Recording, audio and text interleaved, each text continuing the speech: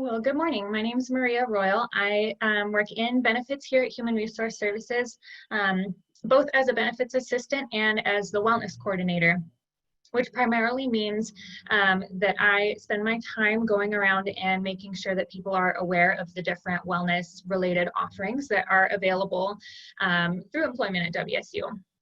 So there are a handful of resources that I'm going to walk you through today.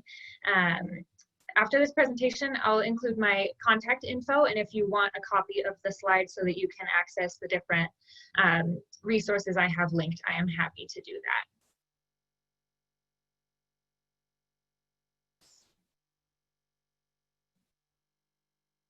Okay. So what I'll take you through today, a brief introduction. I'll talk to you about the Employee Assistance Program. This is a really great benefit that we are always hoping is being utilized greater than it has been in the past. I'll talk to you about their counseling and referral services and a couple of really helpful resource pages that they have put together. I'll talk to you about your medical benefits. People have questions about how their medical insurance through WSU can help them in the event that they have that they're having issues with their mental health and their overall well-being. What can my medical insurance do for me? And then I'll walk you through the parent and caregiver resources and COVID leave options. So to start, I think there's been a lot going on this year. How many times have you been a part of a presentation that's had this same introduction? 2020 has been unprecedented circumstances for us all. You already know it's been a difficult year and there has been a lot going on. Either you've experienced hardships firsthand, related to one circumstance or another, there is a lot going on, or you have friends and family who you've wrestled through different challenges this year, or you could be someone who has been protected from that, but you're watching the news, you're seeing the different headlines roll in, watching graphs continue to climb up or drop down, whatever you're looking at. There are plenty of ways to be stressed and challenged this year. Emotions have also been all over the place because of that. Many people are experiencing isolation, discouragement, even fear or anger, and staying resilient has been a much greater challenge than I would say a typical year would be. Mental health and well-being both kind of hinge on this concept of resilience, of being able to overcome the challenges that you face, and some of those are directly related to the life that you live, and some of them are completely out of your control, and just related to the world that you live in and the circumstances that you find yourself in. And mental health and well-being both require balance as well. The ability to look at the different needs that you have. If we're talking about well-being, you know, that includes physical health, mental health, financial health. All of those are easily strained by the pandemic that we're in. And so balancing that is being able to notice when one of those needs is becoming kind of falling behind the other areas and being able to address that. Sometimes we need help to be able to be resilient and balanced for our mental health and well-being. Sometimes we're the ones who can provide help for people that we know who are struggling. Because 2020's challenges have been so extreme, and things are not really expected to make major improvements in the next couple of months. The Department of Health is actually expecting increases in mental health issues, and actually preparing themselves for suicides to peak this fall because things are extreme. We want to be able to help you prepare for this. It can kind of feel like we're in a little bit of a wellness desert. Like I said, if we're looking at holistic well-being, depending on which definition you're looking at, there's anywhere between 5 to 10 different aspects of wellness, and all of them can easily be challenged by the circumstances we're currently living within. However, there's a lot that we can do to prepare ourselves.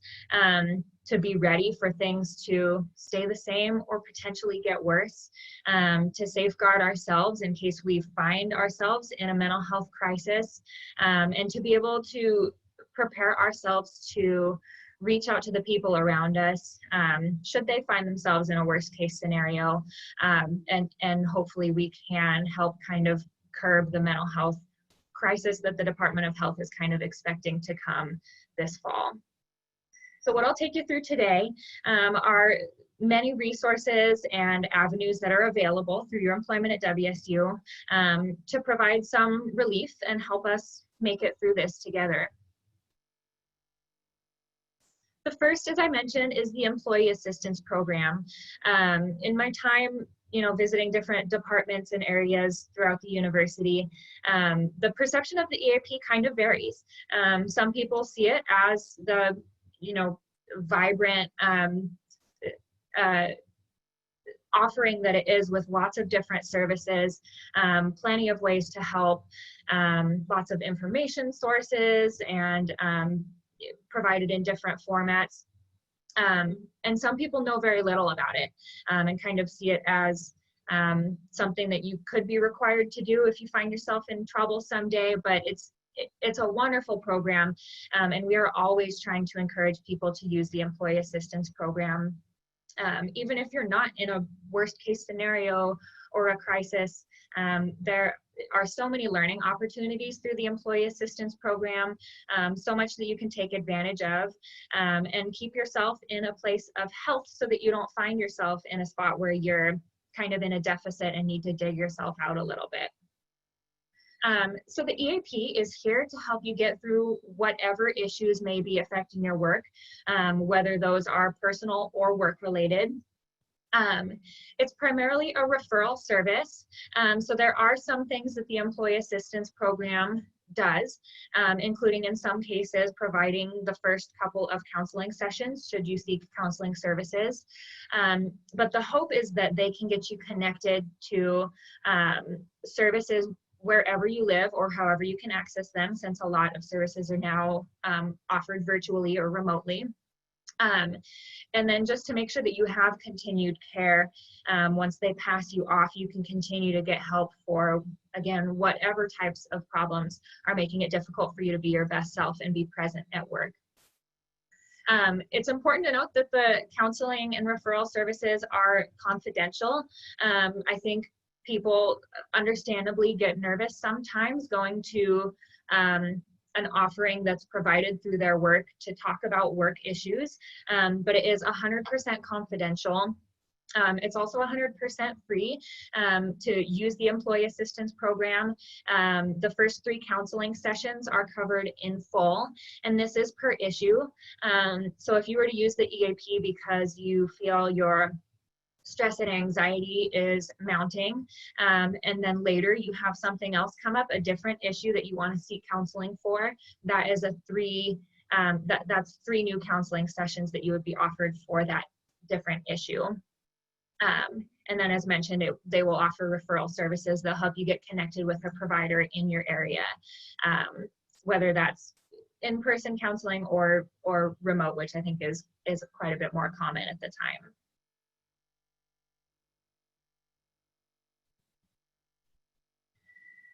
So that's kind of the base offering of the Employee Assistance Program. Their primary offering is as a referral resource.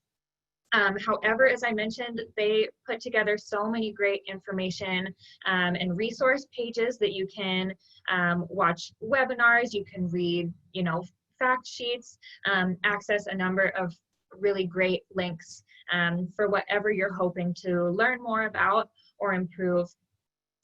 They've put together a COVID-19 resource page, which, as I mentioned, there's a handful of hyperlinks in this presentation, and I'm happy to share these slides with anyone if you shoot me an email after this. But I've also preloaded some of these pages, so I will hop over and show you what these pages look like. But the COVID-19 resource page highlights services that are available by phone and telehealth. The EAP is in full operation across the state, and they're actually providing increased support above what they would typically offer in a normal year. both for employees, supervisors, leaders, and organizations across the state. They've put together a handful of new resources in light of the pandemic, which include live and recorded webinars, handouts, lots and lots of links, again, to different great information sources. And these all address, you know, the different emotions that I talked about: stress, fear, financial loss, illness, grief and loss, school closures, and isolation, things we all experience just by being human. So hopefully you'll be able to see this okay. But jumping over to this COVID-19 resource page, again, this is all accessible online. Help starts here. They have a webinar session. So they have been doing a lot of sessions on navigating change in challenging times, how to stay connected. If you're struggling with parenting, working from home, and having decreased child care services, they have resources that can help. They have handouts, and as mentioned, plenty of links for whatever subject you're interested in. You'll see this is pretty widespread. Caring for others, domestic violence support, that can definitely be difficult right now, meditation, substance use, all over the place. And I'll just keep scrolling a little bit to show you how vast this is. So those are some of the live webinar times. If you keep going, there are handouts, and then here are those links. So again, if I wanted to learn more about couples, partnership, and marriage resources, they've done all the work. They've vetted these sources and made sure if you follow a link, it's going to be something good and trustworthy. And again, spanning lots of different topics. So this is a very helpful place to start.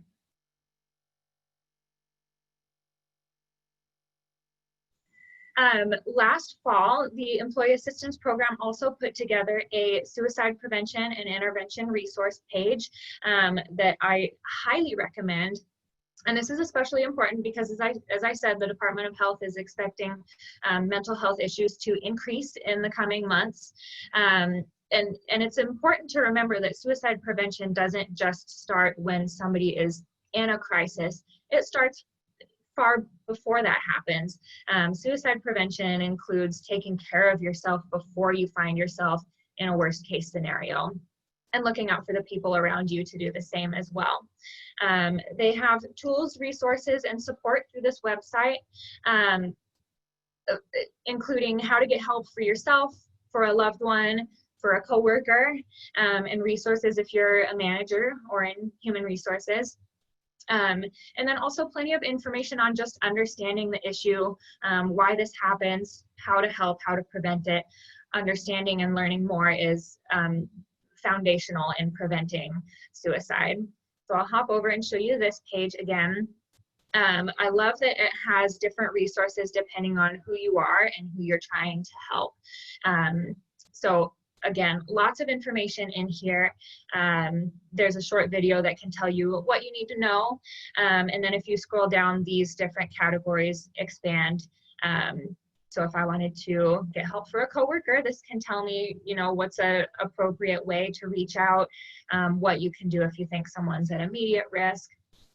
Again, lots of good information in here.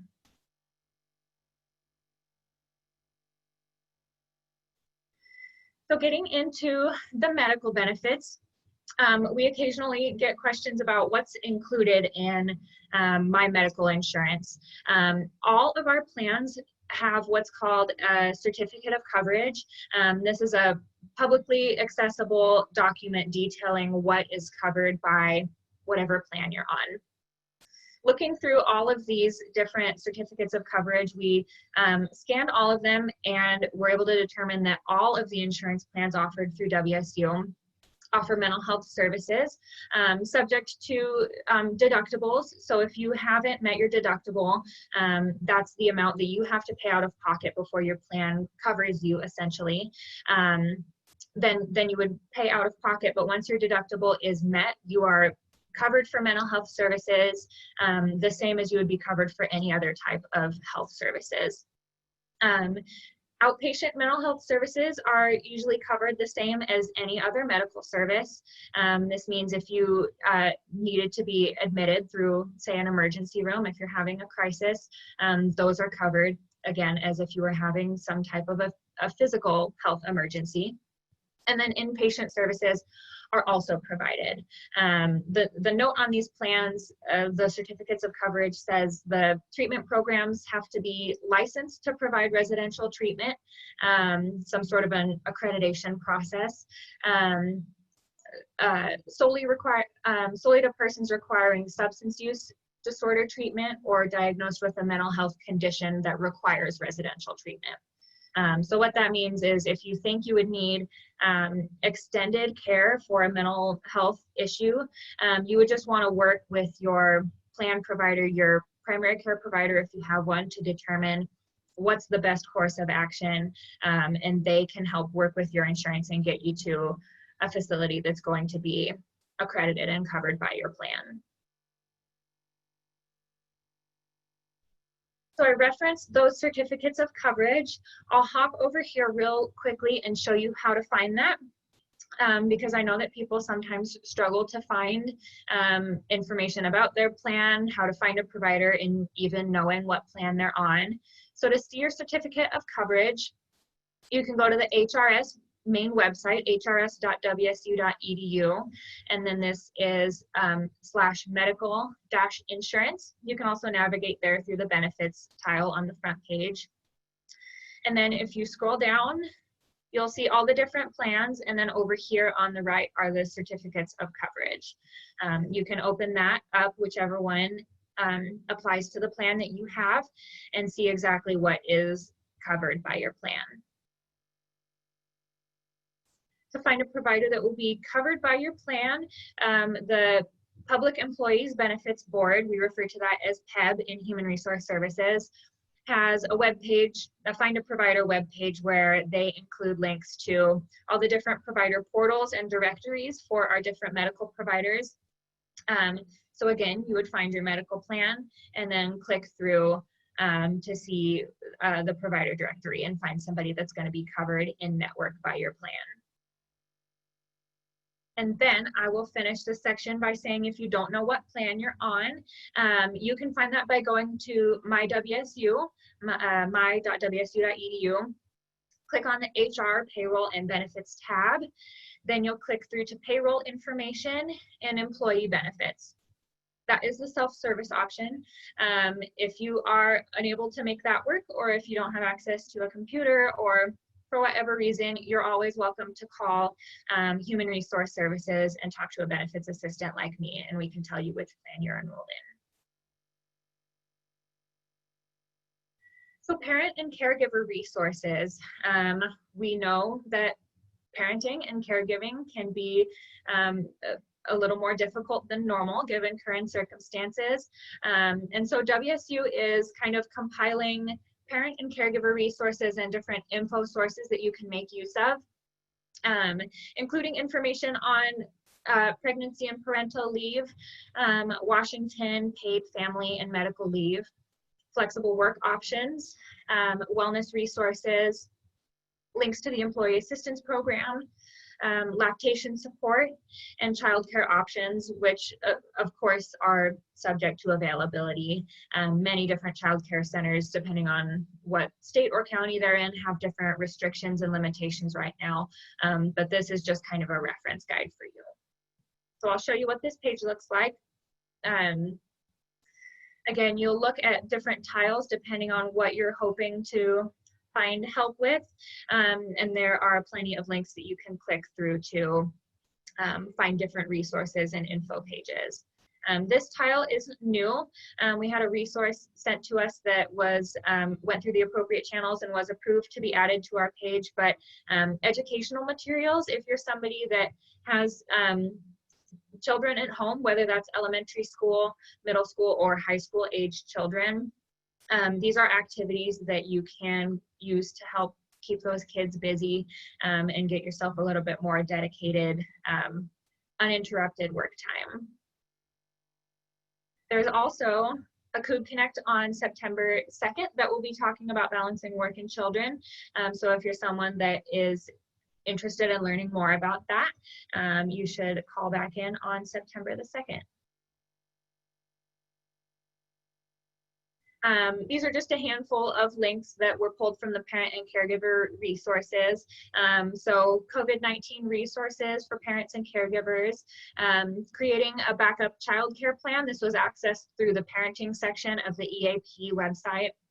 A link to the Navigating Change in Challenging Times webinar, information on caring for your family during COVID-19, strategies for supporting learning at home if you are someone who finds yourself not able to rely on school as you typically would be able to for your children. There are ways that it's never going to be perfect, but ways that you can improve remote learning and the strategies that you're using. And then just more information on supporting families through COVID-19. We know people are in all different types of setups and situations, and so there is help available. And then I know that people are referred to the WSU COVID-19 page all the time, but we just want to remind you that there is leave and work information on that website. This is just a screenshot of the different tiles that are on here. So if you're finding yourself in any sort of a sticky situation because of COVID-19, we keep updating the frequently asked questions related to the pandemic. You can find the tile to do your employee attestation there, information on returning to a WSU work location, leave and work options. You can find the parent and caregiver information there as well. This is a very active website. It's constantly being updated. And so we recommend that you continue to check back on this page. Whenever something new comes up, it's added here. And the updates are again, constantly happening. So please check in on this page, make use of the resources that are offered to you. And if you ever have questions about how to use this or need help finding something, you can always contact Human Resource Services. So here is the contact information. There's a link to the Employee Assistance Program, and that is their phone number if you would rather just give them a call to talk to somebody to get you started. Human Resource Services, as I mentioned, can help you kind of navigate your medical benefits and get you connected to the different resources that I talked about in this presentation. And then that is my personal contact information at the bottom. Again, I'm the wellness coordinator for Human Resource Services, but I'm also a benefits assistant, so I can help with any of those questions and get you pointed in the right direction as well. And that is also the email that you can use if you would like a copy of these slides, so you can poke through the different links and resources yourself. That is all I have for you today. Feel free to send me your questions, and thank you for attending.